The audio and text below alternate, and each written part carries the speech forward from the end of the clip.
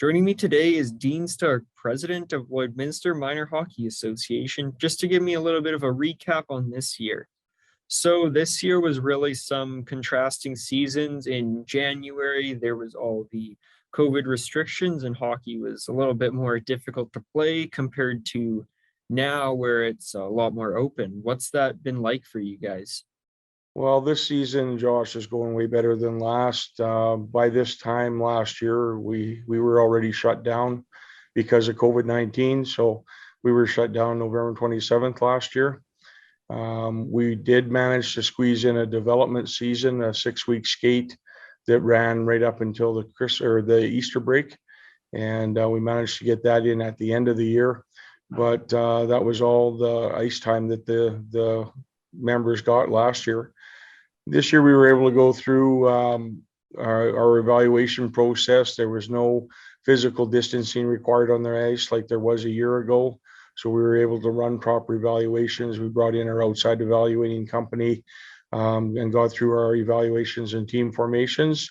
Struggled a little bit getting coaches, again, part of the COVID-19 environment that we're in. But I'm happy to say that all the teams are up and running and participating in their leagues. And so far, we haven't had too many interruptions. And obviously, we hope that things continue the way they have. And then throughout the year, aside from really being able to come back to play fully in September, has there been any other big moments for you guys? We've got a few things in the works with Hockey Alberta. They might want to run a female hockey day here in Lloydminster. That would be in January. We've got our first tournament coming up here in December. I believe it's the weekend of the 18th, 19th. So it'll be nice to get back to tournament play, which again was shut down last year and it was not allowed. So that's good. And other than that, we just want to let our teams keep playing and doing what they're doing. So then what's it been like for the players and parents for this season, being able to fully come back, full practices, full games? What's sort of the reactions or feedback that you've received from them?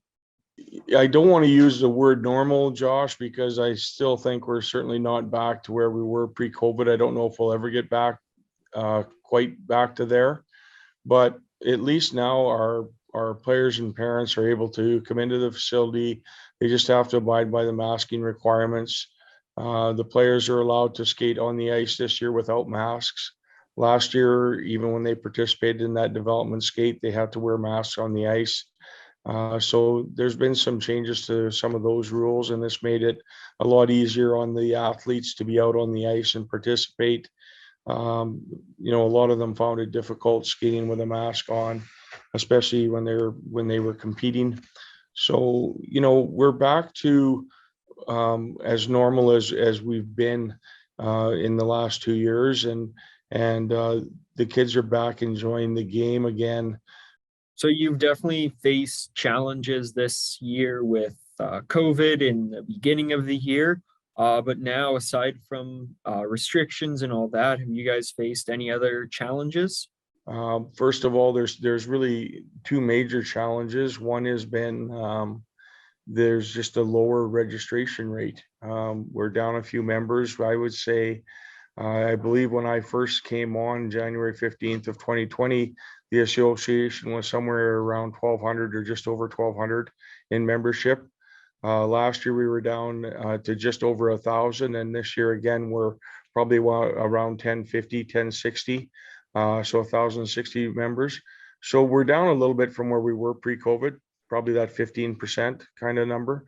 And the other challenge that's being faced certainly here in Hockey Alberta, and I understand a little bit in Saskatchewan, is we have a shortage of on-ice officials. So without referees, we can't play the games. And then just as a look towards next year, could you expect to see any big changes, maybe some loosening of restrictions in the new year? If I'm going to predict for next year, all I'm going to say is there seems to be a real commitment from both governments of Saskatchewan and Alberta, when both of them affect us here in the border city, because we're mandated by the Saskatchewan Health Authority, even though we're governed by Hockey Alberta as a hockey association. So both governments in both provinces seem to be committed to youth sport and the importance of sport for youth. And that's not just the sport of hockey. So I'm hoping that that stays as a focal point and we keep moving ahead with youth sport and doing what we have to do to, like you said, loosen restrictions and allow these people or these players and the youth to get back to as close to normal as possible as we move forward. And then what's the transition been like for you guys comparing January, that season where there was all the restrictions, to this new season in September where it's all pretty open for anything? What's that transition been like? But really, our season now, if it's going to be a success, it'll just be measured in getting through the full season, getting all our games played, getting into playoffs, maybe having some playoff success, and maybe even being able to put a few more banners in our arenas here in Lloydminster with some successful playoff runs. Great. Thank you for taking the time to meet with me.